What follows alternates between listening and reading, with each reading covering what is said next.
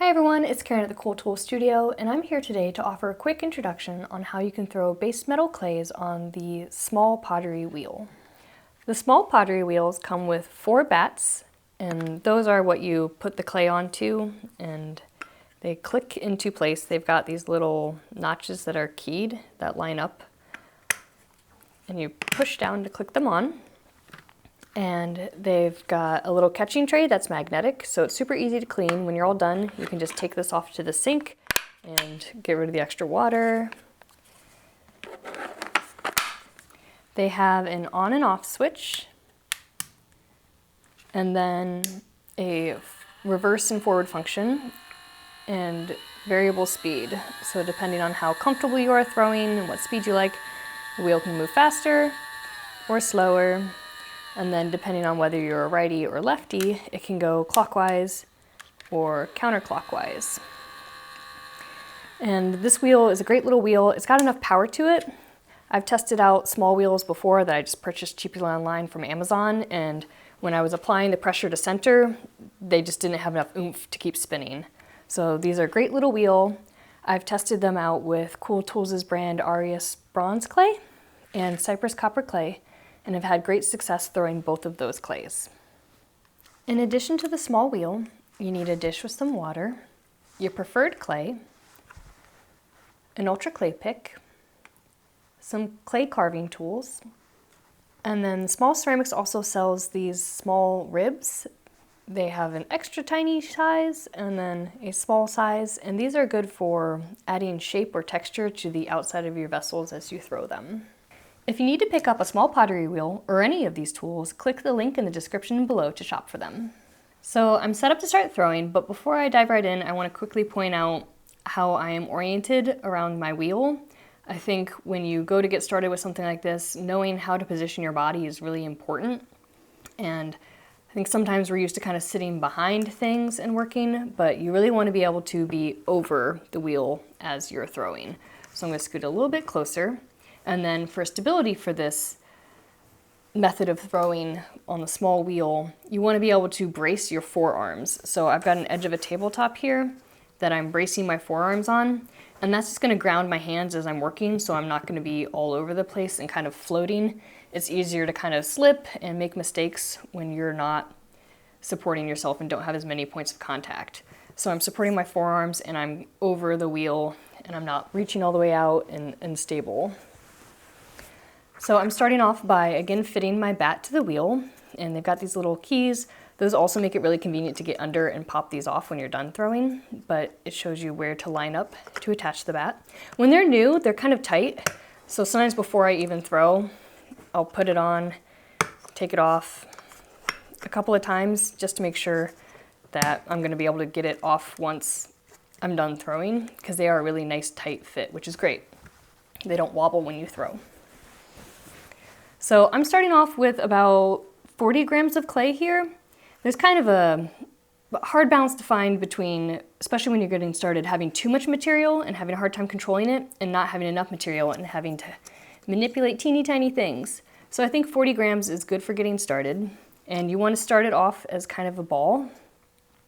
And I usually kind of try to plop it with a little bit of force as close to the center as I can. And at this point, it's not really stuck. But what I'm going to do is I'm going to dampen my fingers. I'm going to move to this side so I'm not reaching over my wheel. I'm going to dampen my fingers and apply downward pressure to start. And then I'm going to begin the process of centering. Centering is when you apply pressure both from the outside and above and down at the same time, so that the mass of clay is moving evenly and it's centered on your wheel. I'll show you more and talk about that more as it's happening, but I'm powering my wheel on. And again, whether you do clockwise or counterclockwise kind of depends on which hand is dominant for you and what feels best. I sometimes kind of switch back and forth, but I'm going to start off for centering. I like for it to go counterclockwise. And I can already, what I like to do is to start is put my finger on the bat and make sure that I pushed it down evenly. If you're going up and down at all, you need to apply more pressure down on your bat and make sure that it's all the way down. Sometimes like one part will be up a little bit and that'll completely throw off your process. So we'll try that again. And I'm starting off by pushing down mostly, and I'm using my 2 fingers here and pushing down. So I apply some pressure downward from above,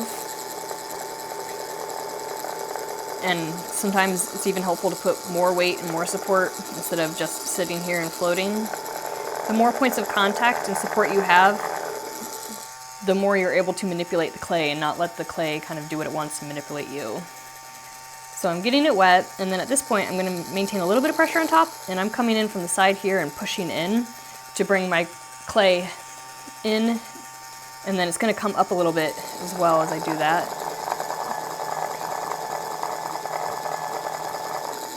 And this is just to kind of give myself a nice little shape before I really center it. At this point, you might think, oh, that looks sort of centered, but a way to tell if you're centered or not is to take your finger and put it on the side and see how my finger is bouncing. That is not centered. So at this point, I'm going to try to apply equal pressure from both above pushing down and the front here pushing in until I'm not really feeling much movement anymore.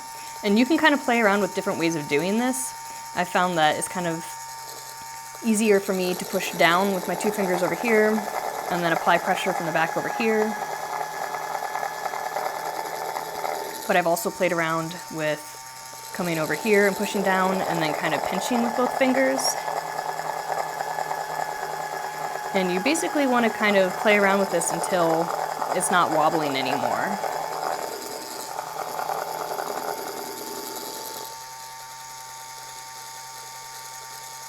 We're so super close.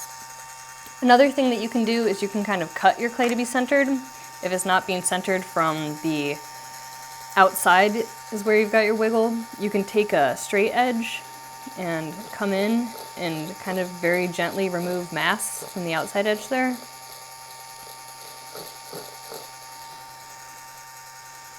Something like that can help you get centered as well. It's just at my base I've got a bit of a wobble.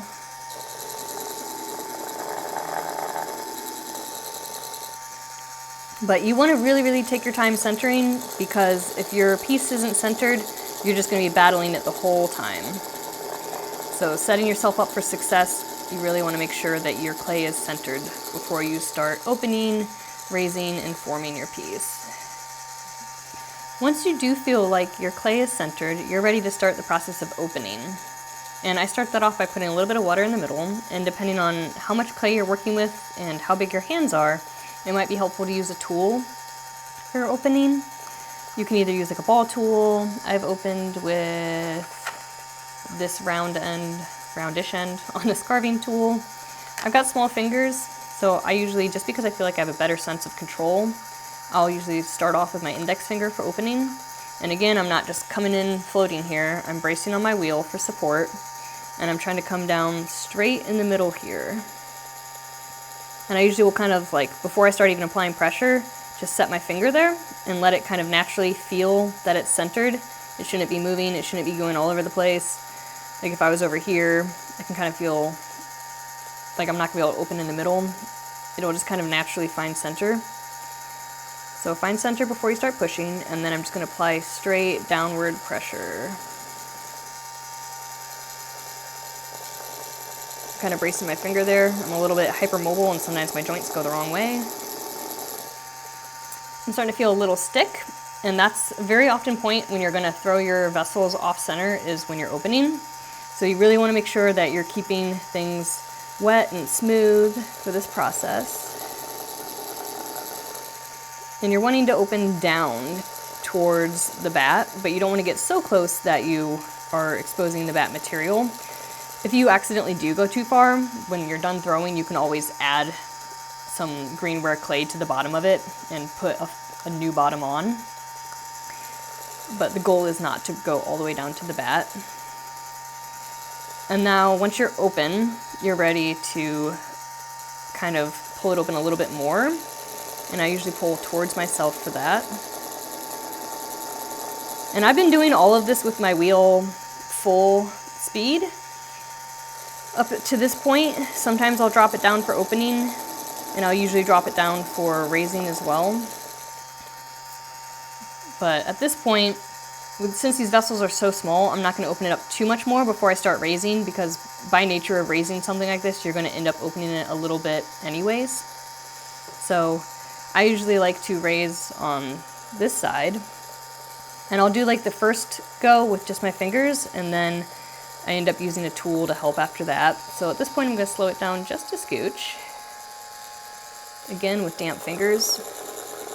And I'm kind of pinching and applying pressure from both the inside and the outside at the same time and pulling up. My vessel got a little bit taller there. And you kind of repeat that process until the walls are thinned out and your vessel is as high as you would like it to be. It can be hard to get down and push in enough at the very bottom there. So for something like that, a tool is helpful. Just like you dampen your fingers, you want to dampen your tool.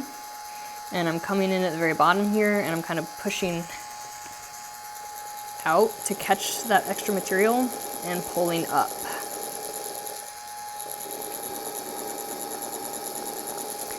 And at this point, you want to have in mind what you're trying to make. Like if I was trying to make a platter or something like that, I'd want to be applying more pressure from the inside. That way the form becomes wider. If I'm wanting to go straight up and make kind of more like a cylinder or a vase, then I'm going to apply even pressure on the outside and the inside.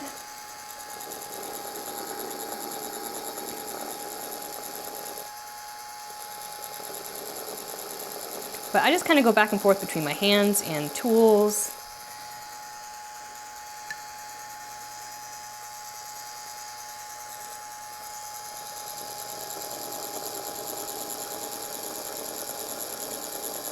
Until I've got a shape that I'm kind of happy working with.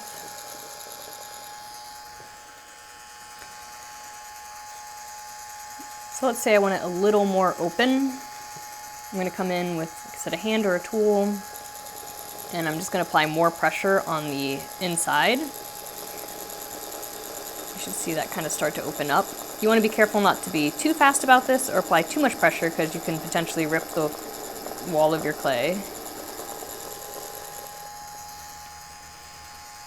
And again, sometimes using a tool to just give yourself a little bit more oomph can be helpful.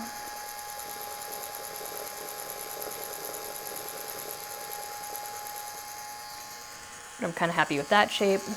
As I was saying earlier, the Small Ceramics company makes these really excellent little ribs, and you can use them for applying texture or form to the outside edge. I also really just love this one. It's got this kind of pointed shape, and I kind of use it to sort of pre-foot my vessels on the wheel and kind of remove some material on the base there. That way it's not just sitting. I think vessels look a lot more elegant and, I don't know, kind of more like they're floating when they don't just go straight down to the ground. You could use other tools, like this guy's kind of got a point. And again, I'm not just coming in, I'm bracing, and I'm coming in very gently. And you can use these to kind of shape. If it starts skipping like that on you, it's too dry.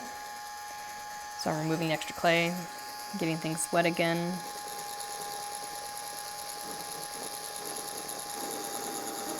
And coming in. If you are going to kind of pre-foot like this, you want to do this at the end. Right now by doing this, I'm kind of removing structure and stability from the base. So if I were to go try to pull a lot more, I'm way more likely to knock this off center. So at this point, I might decide this is a cute little vessel, and there's so many options and ways that I can embellish it and decorate it. And I might just decide that I'm done.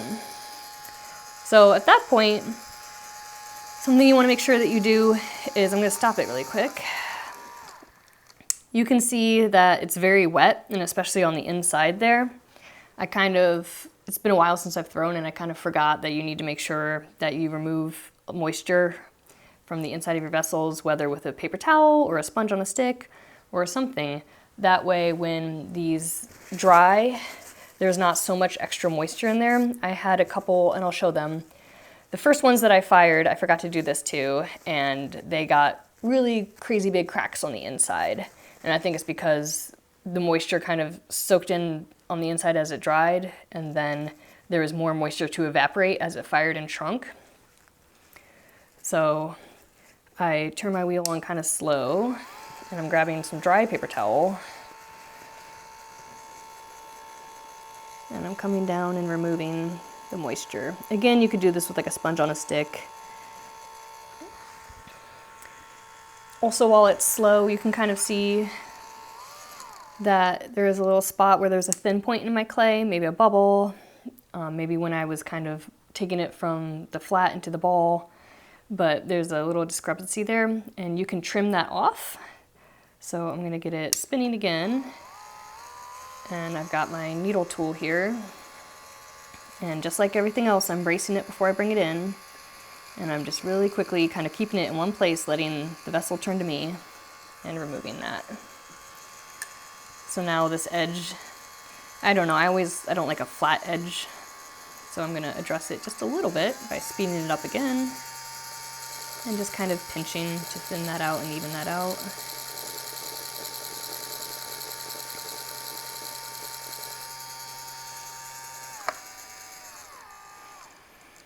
And at this point, I'd be ready to say that he's done and I want it to dry. So for removing the bats, it's easier to take them off when you remove this little catch tray. And again, these are magnetic, so they kind of click on. It's really convenient. You can just take this away, and if it's full of water or whatever, you can go clean that up.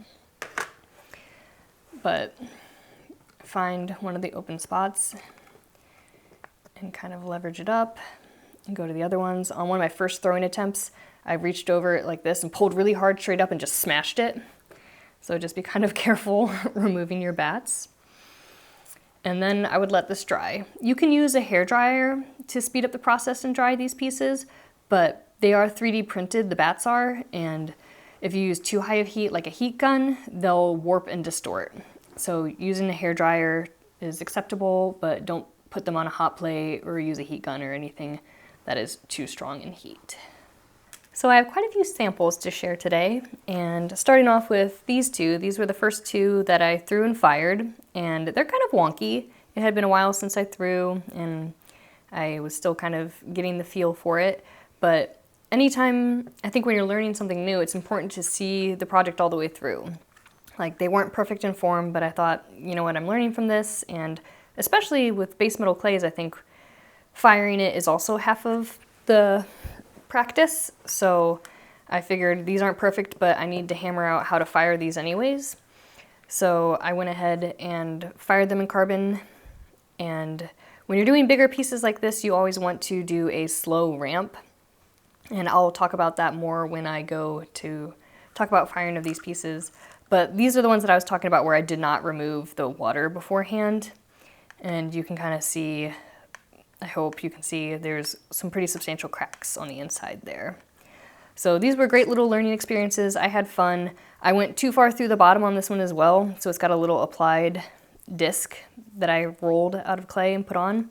And I also put on this little disc on top to kind of give it a cute little lip. Embellish this one with some finishing touches. This one I did the method where I kind of use a texture tile like a finishing touches mold and then apply the pattern from the texture tile. And then after those two learning experiences, I threw some more, and again, some of them aren't perfect, but there's enough perfect machine-made stuff in the world, and I think these are all just charming, and I had a great time making them. And you can embellish them however you'd like. You could do some greenware carving. That's what I think I'm going to do with this one. I really like this little form. I think I might put some handles here and then do some carving to add texture. This one's bronze that I again did the applied texture to, and on these I kind of left some of the throwing lines because I just think they're kind of nice and pretty, but you can treat these like any other metal clay project when they're in greenware. If you want to sand this surface perfectly smooth so when you fire it it's super shiny, you can do that. You can add coils, you can build. Some of them, like this one, there's some discrepancies in the wall thickness on the top here. If that really was going to bother you, you could take some clay and add it and then smooth it out. There's so many possibilities with the base metal clay on these mini wheels, and it's just been so much fun to dive back into throwing with this clay. When it goes to firing your thrown base metal objects, you want to mostly follow the instructions on the card as far as like I was throwing with Aureus clay. So I want to do a burnout at 650 degrees Fahrenheit, but because these vessels are so large, I always like to do a slow ramp so there's less distortion and you're less likely to get cracks. So I did a ramp of 430 degrees per hour up to 650 degrees Fahrenheit. And again, because these are large and I spent a lot of time on them, I went ahead and did an hour-long burnout instead of just 30 minutes, just to make sure that this piece was going to fully center. And I did all of that on top of the carbon. That way I wasn't having to move it. So I had a firing dish filled with carbon with this just sitting on top. And again, I did a slow ramp of 430 degrees per hour up to 650 Fahrenheit with a 1-hour hold. And then for phase 2, I poured carbon over top. And then instead of the full ramp, again, I did a slower ramp of 430 degrees per hour, just playing it really safe, up to 1,400 degrees Fahrenheit, and I did just stick to the 2-hour hold. When you do go to orient your vessels for firing, you want to put them with the opening down on top of the layer of poured carbon. I found that if I fire them face up, and then for the second phase, when you pour the carbon over top, they end up filling with the carbon, and then as they go to shrink some more, I feel like they're more prone to cracking. So I've had best success firing my vessels with the opening facing down. These are great little wheels and I've had so much fun, and I hope that this video has given you enough information to feel like you can give them a try. Thanks for watching.